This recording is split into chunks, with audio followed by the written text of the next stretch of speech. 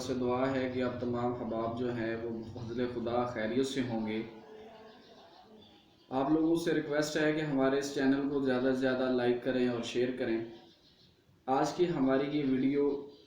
ہماری پہلی 2 ویڈیو جو ہیں انہی کا ہی تسلسل ہے، اور جو لوگ پچھلی 2 ویڈیو سے ہمارے ساتھ جڑے ہیں میں ان تمام احباب کا شکریہ ادا کرتا ہوں، اور خاص طور پہ ان دوستوں کا جنہوں نے اپنے فیڈ بیک کے ذریعے سے ہماری حوصلہ افزائی کی ہے۔ آپ جانتے ہیں کہ ہم لوگ گفتگو کر رہے ہیں کہ ان موجودہ حالات میں ایک مسلمان کا کیا کردار ہونا چاہیے۔ آپ تمام احباب جانتے ہیں کہ ہر انسان پر مشکل، مصیبت اور دکھ جو ہے وہ زندگی کے کسی نہ کسی لمحے میں ضرور آتا ہے، لیکن جب وہ مصیبت، دکھ اور تکلیف کسی غیر مسلم کو پہنچتی ہے تو اس کے معیار میں فرق ہے، اور اگر وہی دکھ اور تکلیف اور مصیبت کسی اہل ایمان پر آئے تو اس کے معیار میں فرق ہے۔ اگر غیر مسلم کو کوئی دکھ اور تکلیف پہنچتا ہے تو وہ اس کے اعمال کی سزا ہو سکتی ہے، وہ عذاب ہو سکتا ہے، لیکن جب کسی مسلمان کو کوئی مصیبت یا دکھ پہنچتی ہے تو وہ اس کے لیے آزمائش بھی ہے، اور اس کے لیے اللہ کی طرف سے وہ انعام اور رحمت بھی ہے۔ جیسا کہ حضرت معاذ بن جبل رضی اللہ تعالیٰ عنہ فرماتے ہیں کہ ہم نے رسول اللہ صلی اللہ علیہ وسلم سے سن رکھا ہے کہ طاعون تم سے پہلے لوگوں کے لیے عذاب تھا اور تمہارے لیے یہ اللہ کی رحمت ہے۔ اور یہ حدیث شریف میں بڑا عجب مقام ہے۔ جب ہم اس حدیث شریف کا مطالعہ کرتے ہیں تو اپنے اوپر بطور مسلمان فخر محسوس ہوتا ہے کہ اللہ تعالیٰ نے کس قدر شفیق نبی کرم صلی اللہ تعالی وسلم ہمیں عطا فرمائے۔ اور اس حدیث شریف کا جب ہم مطالعہ کرتے ہیں تو ایک بار یہ سوچ ضرور آتی ہے کہ ہم لوگ بھی رسول اللہ صلی اللہ علیہ وسلم کے ساتھ محبت کے دعوے دار ہیں، لیکن محبت کیا ہوتی ہے یہ رسول اللہ صلی اللہ علیہ وسلم نے ہمیں بتایا اور سکھایا ہے۔ رسول اللہ صلی اللہ علیہ وسلم اللہ تعالیٰ سے دعا کر رہے تھے کہ یا اللہ میری امت میں تفرقہ نہ ہو، کہ یہ آپس میں لڑائی جھگڑا نہ کریں، تو آپ کی یہ دعا امت کے حق میں مقبولیت کے درجے کو نہ پہنچی، تو رسول اللہ صلی اللہ علیہ وسلم نے اس دعا کے بدلے اللہ تعالیٰ سے یہ دعا کی کہ یا اللہ طاعون کو میری امت کے لیے رحمت بنا دے، جسے اللہ تعالیٰ نے قبول کر لیا۔ اب طاعون مسلمانوں کے لیے کیسے رحمت بنا، اس کی وضاحت ہم اپنی پہلی ویڈیو میں کر چکے ہیں، اور اس ضمن میں مکمل جو حدیث ہے وہ آپ دوستوں کی خدمت میں پیش کی جا چکی ہے، جس میں رسول اللہ صلی اللہ علیہ وسلم نے فرمایا کہ اگر کوئی مسلمان اس حالت کو پہنچ جائے تو وہ پھر صبر کرے، اور اگر اس صبر کی حالت میں اس کا انتقال ہو جاتا ہے تو وہ شہادت کو پا لے گا۔ اور یہ وبائی امراض پہلی دفعہ اس کائنات میں یا اس روح زمین پہ نہیں آئے،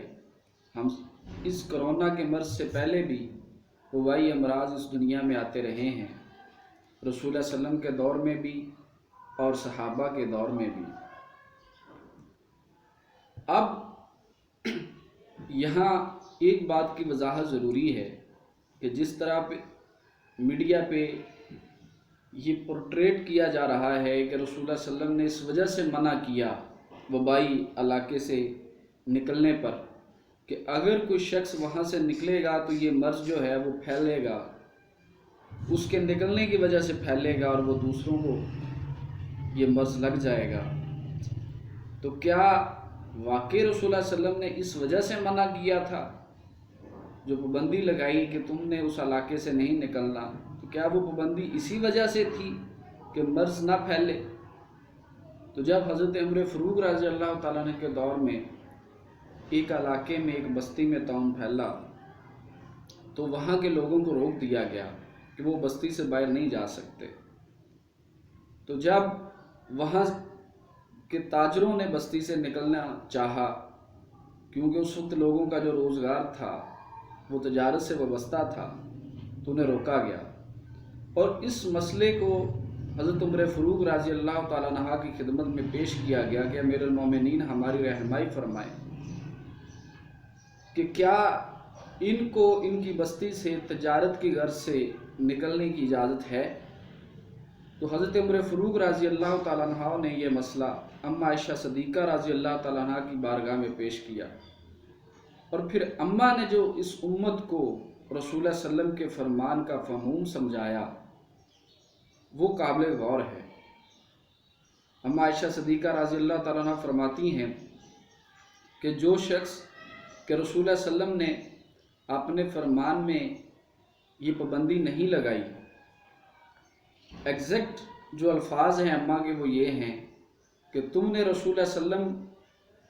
کے فرمان کو صحیح نہیں سمجھا، صحیح نہیں پایا، کہ تم نے رسول اللہ صلی اللہ علیہ وسلم کی حدیث کو سنا ہے لیکن اس کا جو مفہوم ہے اس کو تم نے صحیح نہیں سمجھا۔ رسول اللہ صلی اللہ علیہ وسلم نے اس وجہ سے منع نہیں کیا کہ اگر یہ لوگ اپنے علاقے سے نکلیں گے تو یہ وبا پھیل جائے گی، یا کسی صورت بھی کسی کو اس علاقے سے نکلنے کی اجازت نہیں ہے۔ تجارتی غرض سے اگر کوئی شخص اپنی کسی حاجت کے لیے اس علاقے سے نکلنا چاہتا ہے تو اسے اجازت ہے۔ ہاں، میں نے رسول اللہ صلی اللہ علیہ وسلم سے سنا ہے کہ اگر کوئی شخص اس نیت کے ساتھ اس علاقے سے نکلے کہ میں اس وبائی مرض کے علاقے سے نکل جاؤں گا تو میں اس وبائی مرض سے بچ جاؤں گا، تو اس کا معاملہ ایسے ہے جیسے میدان جہاد سے فرار ہونے والے کا ہے۔ یہ امر ہمارے لیے قابل غور ہے کہ جو شخص وہاں سے اس نیت سے نکلتا ہے کہ میں اس علاقے سے نکل جاؤں تاکہ یہ وبائی مرض مجھے لاحق نہ ہو، تو اس کے لیے کیا کہتے ہیں سزا رکھی گئی، اور سزا بھی وہ رکھی گئی، اس شخص والی رکھی گئی کہ جو میدان جنگ سے، میدان جہاد سے بھاگ جائے گا، کیونکہ وہ تقدیر کا منکر ہوا۔ اور یہاں میں اس بات کی بھی وضاحت کرنا چاہتا ہوں، ہمارے میڈیا پہ جو اینکل پرسن ہیں جو وقت کی ضرورت کے پیش نظر یا اپنے مفادات کی خاطر کبھی وہ ماہر منشیات بن جاتے ہیں، کبھی وہ انٹرنیشنل لاء کے ایکسپرٹ بن جاتے ہیں، کبھی انٹرنیشنل افیئر کے ایکسپرٹ بن جاتے ہیں، اور آج کل وہ عالم دین بنے ہوئے ہیں، تو جس طرح سے وہ رسول اللہ صلی اللہ علیہ وسلم کی حدیث کی غلط تشریح کر رہے ہیں کہ رسول اللہ صلی اللہ علیہ وسلم نے اس وجہ سے وبائی علاقے سے نکلنے پہ پابندی لگائی اور وہاں نہ جانے پہ پابندی لگائی کہ دین اسلام میں انسانی جان کی بڑی قدر ہے، بڑا مقام ہے، تو انسانی جان کو محفوظ رکھنے کے لیے یہ کہا گیا، تو بالکل یہ بات اپنی جگہ بے جا ہے کہ دین اسلام میں انسانی جان کی بڑی قدر ہے، لیکن وہی جان اگر میدان جہاد میں اللہ کی راہ میں قربان نہ کی جائے تو پھر اس کے لیے دردناک عذاب ہے۔ ایک مسلمان کا میدان جہاد میں کیا کردار ہونا چاہیے، اس کے لیے ہمیں سورہ انفال کو پڑھنے کی ضرورت ہے، سورہ بقرہ، سورہ آل عمران، سورہ توبہ اور وہ دیگر مقامات جہاں اللہ تعالیٰ نے مختلف غزوات کے واقعات کو ذکر کیا ہے اور مسلمانوں کو جہاد کی ترغیب دی ہے، تو انہی مقامات پر جیسے غزوہ احد کا جب اللہ تعالیٰ نے قرآن میں ذکر کیا تو جو لوگ رستے سے واپس آ گئے تھے، عبداللہ بن ابی کا گروہ، تو ان کے ساتھ جو مسلمان جن کو پتہ نہیں تھا کہ عبداللہ بن ابی جو ہے یہ منافق ہے اور یہ اس کی سازش اور چال ہے، ان کے اس کردار پر جو اللہ تعالیٰ نے وحید قرآن مجید میں سنائی اس کو بھی پڑھنے کی ضرورت ہے۔ تو اس لیے میری تمام احباب سے گزارش ہے کہ خدا را دین اسلام کا فہم حاصل کریں، اور وہ لوگ جو اس وقت اس صورتحال میں حدیث شریف کی غلط تشریح کر رہے ہیں ان سے گزارش ہے کہ آپ کی یہ غلط تشریح کرنا یہ ایسے ہے جیسے رسول اللہ صلی اللہ علیہ وسلم کی طرف بہتان باندھنا، اور یہ آپ کے لیے ہلاکت ہے اور کچھ نہیں۔ اور پھر یہ امت کے لیے بھی نقصان دہ ہے، قوم کے لیے بھی نقصان دہ ہے کہ آپ اس امت کو روحانی طور پہ کمزور کرنا چاہ رہے ہو، ایمانی طور پہ کمزور کرنا چاہ رہے ہو۔ تو اس سے بچنے کا ایک ہی واحد حل ہے کہ ہم اپنے آپ کو اہل علم کی صحبت سے وابستہ کریں، تاکہ جب بھی کوئی شخص کوئی ایسا عمل کرے جس کی وجہ سے قوم کے اندر ایمانی کمزوری پیدا ہونے کا خدشہ ہو، تو اس کو ایکسپوز کیا جا سکے اور اس سے اپنے آپ کو بچایا جا سکے۔ آئندہ کی ویڈیو کے لیے اجازت دیں۔ ایک بار پھر آپ سے ریکویسٹ ہے کہ ہمارے اس چینل کو زیادہ سے زیادہ لائک کریں اور شیئر کریں۔ اللہ ہم سب کا حامی و ناصر ہو۔ السلام علیکم۔